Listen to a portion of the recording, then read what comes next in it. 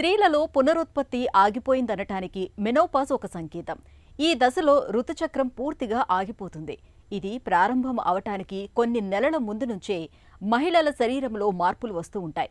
హార్మోన్ల విడుదల ఆగిపోవటం, ఈస్ట్రోజన్ స్థాయిలు తగ్గిపోవటం, కాల్షియం, విటమిన్ డి లోపాలు తలెత్తుతూ ఉంటాయి. ఇవన్నీ శరీరానికి ఊతగర్రల్లా నిలిచే ఎముకల్ని బలహీనం చేసేవే. ఇలాంటి పరిస్థితుల్లో ఎముకల్ని బలంగా ఉంచుకునేందుకు తప్పనిసరిగా జాగ్రత్తలు తీసుకోవాల్సి ఉంటుంది. మెనోపాజ్ దశలో ఎముకల్ని బలంగా ఉంచుకునేందుకు ఏం చేయాలో ఇప్పుడు తెలుసుకుందాం.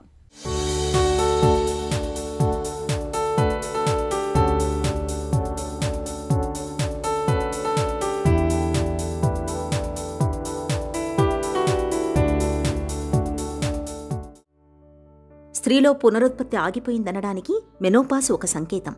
నెలసరి ఆగిపోతుంది. ఇది ప్రారంభమవడానికి కొన్ని నెలల ముందు నుంచే మహిళల శరీరంలో మార్పులు వస్తుంటాయి. హార్మోన్ల విడుదల ఆగిపోవడం, ఈస్ట్రోజన్ స్థాయి తగ్గడం, కాల్షియం, డి విటమిన్ లోపాలు ఎముకల్ని బలహీనంగా మారుస్తాయి. మెనోపాజ్ దశలో మరీ ముఖ్యంగా ఎముకలు బోలుగా మారుతుంటాయి. ఎముకలు ఇట్టే పెళుసుబారుతుంటాయి. ఋతుచక్రం ఆగిపోయిన కొత్తల్లో ఎముకల సాంద్రత చాలా వేగంగా తగ్గుతుంది. దీంతో వెన్ను, తుంటి, మణికట్టు ఫ్రాక్చర్లు ఎక్కువగా అయ్యే ప్రమాదం పెరుగుతుంది. ఈ నేపథ్యంలో మెనోపాజ్ దగ్గర పడ్డాక ఎముకల పుష్టి కోసం మహిళలు తప్పనిసరిగా జాగ్రత్తలు తీసుకోవాలని చెబుతారు నిపుణులు. మెనోపాజ్ అనేది ఒక అవస్థ స్త్రీలకి. అయితే ఈ అవస్థలో గ్రాడ్యువల్గా శరీరంలో ఎముకలు యొక్క బలం అంటారా, లేకపోతే పటుత్వం అంటారా, లేకపోతే ఎముకల్లో ఉండే కాల్షియం, ఇతరత్ర పదార్థాలు గ్రాడ్యువల్గా తగ్గిపోతూ ఉంటాయి. చాలామంది ఏంటంటే 55-60 వచ్చేసరికి ఆహారంలో నెమ్మదిగా తగ్గించేస్తారు. ఎందుకంటే ఇతరత్ర ఇవాళ రేపు షుగరు, ఇతరత్ర రోగాలు వస్తున్నాయి కాబట్టి. కానీ ఈ యొక్క మజిల్ స్ట్రెంగ్త్ అలాగే బోన్ స్ట్రెంగ్త్ పెరగడానికి ఆహారంలో తప్పనిసరిగా ప్రతిరోజు ఏదో ఒక సప్లిమెంట్గా తీసుకోవాలి. అందులో ముఖ్యంగా పాల పదార్థాలు, అంటే కొంతమందికి పాల పదార్థాలు పడవు. అప్పుడు టోఫు లాంటిది, అంటే సోయా చిక్కుడు సంబంధమైనవి తీసుకుంటే, సోయాతో చేసిన రకరకాలైన పదార్థాలు ఇవాళ దొరుకుతున్నాయి. అవి తీసుకుంటే కూడా మనకి ఈ యొక్క బోన్ స్ట్రెంగ్త్ పెరుగుతుంది. అలాగే ఈ యొక్క బోన్ స్ట్రెంగ్త్తో పాటు దాంట్లో ఉండే గుజ్జులో ఉండేందుకు విటమిన్ ఏ, డి, ఈ లాంటిది కూడా కావాల్సి వస్తుంది. అప్పుడు వీళ్ళు ఫిష్ అంటే చేపల అంటే సీ ఫుడ్ ఏది తీసుకున్నా కానీ వాళ్ళకి హెల్ప్ చేస్తుంది. ఇందులో వైటమిన్ ఈ లాంటిది, లేదా అంటే డి కూడా ఉంటుంది. అలాగే వీళ్ళకి పుష్టి చేసేవి, అంటే మజిల్ పుష్టి ప్లస్ వాళ్ళకి ఒమేగా-3, ఒమేగా-6 ఫ్యాటీ యాసిడ్స్ అధికంగా ఉన్నప్పుడు ఆ యొక్క స్ట్రెంగ్త్ తొందరగా పెరుగుతుంది. వాళ్ళకి కొల్లాజన్ అనేది పెరుగుతుంది శరీరంలో. సో అది పెరిగినప్పుడు ఏమవుతుందంటే వీళ్ళకి ఈ యొక్క బోన్ స్ట్రెంగ్త్ కూడా పెరుగుతుంది. అందులో ముఖ్యంగా ఏంటంటే నాన్ వెజ్లో చికెన్ లాంటివి తీసుకోవచ్చు, అలాగే ఫిష్ లాంటివి తీసుకోవచ్చు, అలాగే గుడ్లు లాంటివి తీసుకోవచ్చు. వెజిటేరియన్స్కి అయితే చిక్కుడు గింజలు లాంటివి తీసుకోవచ్చు. పీస్ అంటే తెల్లటి బఠానీలు వస్తాయి, వాటిలో కొల్లాజన్ అధికంగా ఉంటుంది. అవి కూడా తీసుకుంటే కూడా వీళ్ళకి చాలా ఉపయోగపడుతుంది. ఎముకలు మన శరీరానికి జీవకర్రల్లాంటివి. ఇవి దృఢంగా, పటిష్టంగా ఉంటేనే మన శరీరం బలంగా ఉంటుంది. అయితే మెనోపాజ్ తర్వాత ఎముకలు పెళుసుబారడం, గుల్లబారిపోవడం అనేది ఎక్కువగా ఉంటుంది. ఈ పరిస్థితిని నివారించుకోవడానికి రోజువారీ ఆహారంలో కాల్షియం ఎక్కువగా లభించే ఆహార పదార్థాలను ఎక్కువగా తీసుకోవాలి. ముఖ్యంగా పాల ఉత్పత్తుల్ని తరచుగా తీసుకోవాలి. నిత్యం గ్లాసులు పాలు తాగడాన్ని అలవాటు చేసుకోవాలి. పాల ఉత్పత్తులు పడని వారు వాటికి బదులుగా డాక్టర్ సలహా మేరకు కాల్షియం సప్లిమెంట్లను తీసుకోవచ్చు. ఇక చీజ్లో కూడా కాల్షియం సమృద్ధిగా లభిస్తుంది. గుడ్లలో కాల్షియం సమృద్ధిగా ఉంటుంది. శరీరానికి అవసరమైన విటమిన్ డి మాత్రం కొద్దిగానే ఉంటుంది. అయితే కేవలం తెల్లసొన మాత్రమే కాదు, పచ్చసొన కూడా తీసుకోవాలి.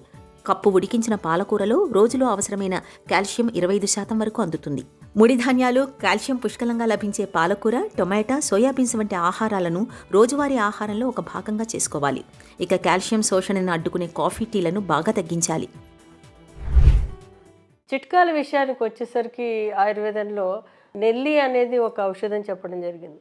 ఇవాళ రేపు చాలామంది అది వాడుతున్నారు. కాకపోతే ఆ నెల్లి ఒక గుజ్జు తీసుకొచ్చి అది ఒక 2 చెంచాలు ప్లస్ పంచదార కానీ, తేనె కానీ, లేదా అంటే కొంచెము అశ్వగంధ కానీ కలిపి ప్రతిరోజు ఒక 1/2 చెంచాడు, అంటే పొద్దున సాయంత్రానికి సరిపడా 1/2 చెంచాడు, అంటే పొద్దున 1/4, సాయంత్రం 1/4 ఈ గుజ్జుతో పాటు తీసుకుంటే కనుక చాలా బాగా సహాయపడుతుంది. అది ఎముకలకి పుష్టి చేయడానికి సహాయపడుతుంటుంది. ఇది కాకుండా సోయా పాలు మనకి దొరుకుతూ ఉంటాయి. సోయా పాలు తీసుకున్నా కానీ చాలా చక్కగా పనిచేస్తుంది. ఇది కాకుండా గులాబీలు మనకి దొరుకుతూ ఉంటాయి. గులాబీలతో చేసిన అర్కం అంటారు. అర్కం అంటే డిస్టిలేషన్ ప్రాసెస్ చేసినప్పుడు అర్కం దొరుకుతుంది.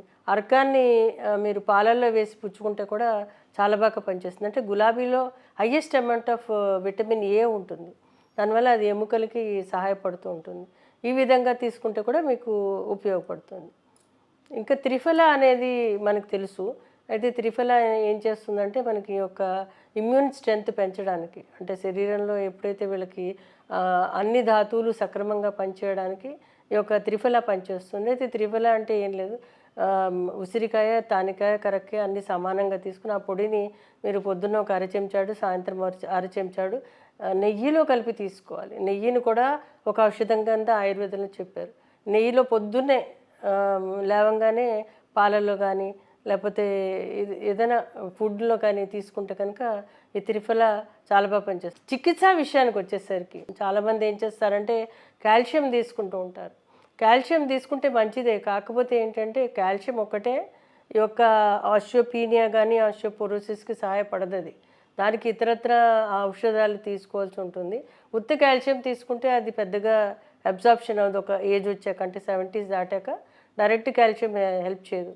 దాంతోపాటు విటమిన్ డి, ఇతర కొల్లాజన్ సబ్స్టెన్సెస్, ఇతర దానికి పుష్టి చేసే కొన్ని పదార్థాలు ఉంటాయి, అవి ఇవ్వడం ద్వారా సహాయపడుతుంది. ఆయుర్వేదంలో ముక్త శుక్తి పిష్టి అని, మౌక్తిక భస్మ అని, ప్రవాళ పిష్టి అని, ప్రవాళ భస్మ అనేది, అశ్వగంధ అనేది, శతావరి అనేవి, అంటే ఇవన్నీ కూడా రకరకాలుగా వాళ్ళకి ఇస్తే కనుక చాలా త్వరగా కోలుకోవడంతో పాటు చాలా బాగా వాళ్ళ యాక్టివిటీస్ చేసుకోగలుగుతారు.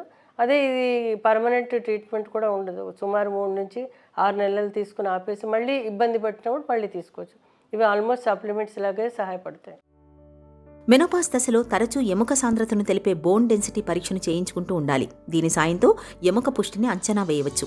ఎముకలు ఎండు పుల్లలుగా మారాయని తెలిసిన తర్వాత మనలో చాలా మంది కాల్షియం సప్లిమెంట్లను మొదలు పెడుతుంటారు. నిజానికి ఈ సప్లిమెంట్లతో ఫలితం అంతంత మాత్రమే. ఇక ఆహారంలో తగినంత కాల్షియం లభించేలా చూసుకోవాలి. ఉప్పు, మాంసం, కెఫీన్ ఉండే పదార్థాలని బాగా తగ్గించాలి. నిత్యం నడక, కండరాల దృఢత్వాన్ని పెంచే వ్యాయామాలు చేయాలి. అలాగే ఉదయం కానీ సాయంత్రం కానీ కాసేపు నీరెండకు నిలబడడం వల్ల ఎముకలకు అత్యావశ్యకమైన విటమిన్ డి పుష్కలంగా లభిస్తుంది. అలాగే తగినంత నిద్ర ఉండేలా చూసుకోవాలి. ప్రశాంతమైన నిద్ర మెనోపాజ్ దశలో ఎముకలు సాంద్రత కోల్పోకుండా చూస్తుంది. ఎముకలు మరీ బలహీనంగా మారినప్పుడు ఆయుర్వేద వైద్యుల సలహా మేరకు అశ్వగంధ, అర్జున, శంఖభస్మ, ప్రజాపతి వంటి ఔషధాలను ఆయుర్వేద వైద్యుల సలహా మేరకు కొంతకాలం పాటు వాడుకోవడం మేలు.